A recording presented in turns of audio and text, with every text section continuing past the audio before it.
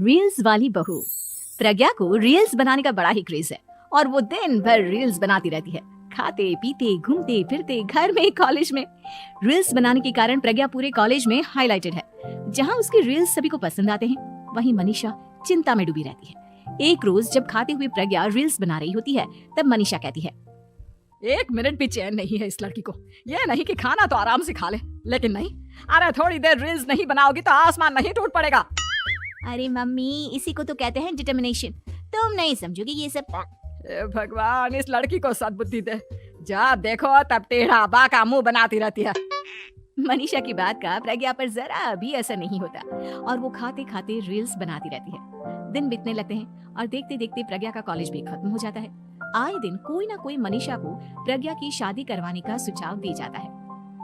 सब ठीक ही कहते हैं, प्रज्ञा की शादी कर देनी चाहिए। अपने घर के काम काज में व्यस्त हो जाएगी तो खुद ही ये रील्स और नाच गाना बंद हो जाएगा।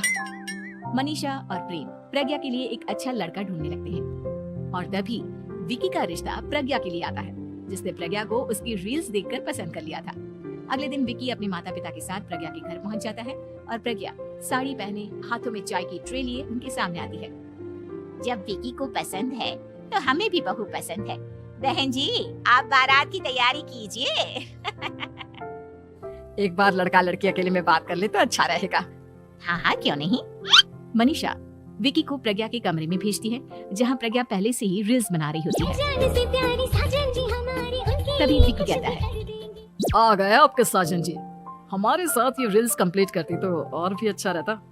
अच्छा जी, अब आ ही गए हैं तो बना ही लेती हूँ आपके साथ। दोनों मिलकर रील्स बनाते हैं। जब वी मीट और तुरंत पोस्ट पे कर देते हैं। फिर विकी कहता है, जब आप साड़ी में चाय लेकर आई तब मुझे लगा कि कहीं मैं गलत घर में तो नहीं आ गया। अब सही है। दोनों की शादी पक्की हो जाती है और शादी के दिन भी प्रज्ञा रील्स बनाने से चुकती नहीं। यहाँ तक कि बारात के समय भी नाचते हुए रील्स बनाती है। सभी लोग प्रज्ञा की तारीफ के पुल बांध देते हैं और प्रज्ञा नाचती गाती अपने ससुराल चली जाती है। सब कुछ अच्छा चल रहा होता है। प्रज्ञा यहाँ भी दिन भर हर चीज की रील्स बनाती रहती है। लेकिन कुछ दिनों के बाद जब सुनीता कहती है, बहू, ये रील्स के साथ साथ कुछ काम भी कर लिया करो। वैसे तुझे और क्या क्या बनाना आता है? मम्मी जी, वैसे तो सब कहते हैं कि मैं सब कुछ अच्छा बनाती हूँ, लेकिन मुझे लगता है कि मैं मैगी अच्छा बना लेती हूँ। हाँ, कॉफी भी अच्छा बना लेती हूँ और मुंह तो सबसे अच्छा बना लेती हूँ। हैं? अच्छा अच्छा। सुनीता अपना माथा पकड़ लेती है और कहती है, बहू, कुछ खाना बनाना भी सीख लेती। मम्मी जी, मैं लंबी प्लानिंग कर रही हूँ। जल्दी ही मैं इतनी फेमस हो जाऊंगी कि मुझे पैसे मिलने लगेंगे। हम दोनों सास बहू राज करेंगे, राज। नौकर काम करेंगे और लोगों की तो लाइन लगेगी हमसे मिलने के लिए। तेरा दिमाग खराब हो गया है क्या बहू? हंसी मजाक तक ठीक है, लेकिन इस तरह घर नहीं चलते। जितना जल्दी हो इस घर के तौर तरीकों को सीख लो। प्रज्ञा मुंह घुमाकर चली जाती है और तुरंत उसी वक्त एक रील बनाती है। ये देख सुनीता का गुस्सा 7वें आसमान पर चला जाता है और विकी के घर आते ही सुनीता उसे सब कुछ बताती है। विकी भी अब प्रज्ञा की इन हरकतों से परेशान हो जाता है। तुम टेंशन मत लो मम्मा, मैं देख लूंगा। विकी कमरे में जाता है तो देखता है कि प्रज्ञा रील्स बना रही है। विकी बड़े ही प्यार से प्रज्ञा से कहता है, प्रज्ञा, इन सब के लिए मैं तुम्हें मना नहीं कर रहा हूँ, लेकिन फिर भी हर वक्त तो ये अच्छा नहीं लगता ना। समझने की कोशिश करो, मुझे भी तुम्हारा थोड़ा वक्त चाहिए। मैं जब ऑफिस से आता हूँ तो मुझे समय देने की जगह इसी में लगी रहती है। तुम ज्यादा ही सोच रहे हो। तुम भी मेरे साथ रील्स बनाओ ना, तुम्हें भी बहुत अच्छा लगेगा। तुम्हें इज्जत से कोई बात समझ में नहीं आती क्या? दिमाग खराब हो गया है तुम्हारा इस चकाचौंध से। अगर तुमने अपना रवैया नहीं बदला तो मैं तुमसे दूर चला जाऊंगा।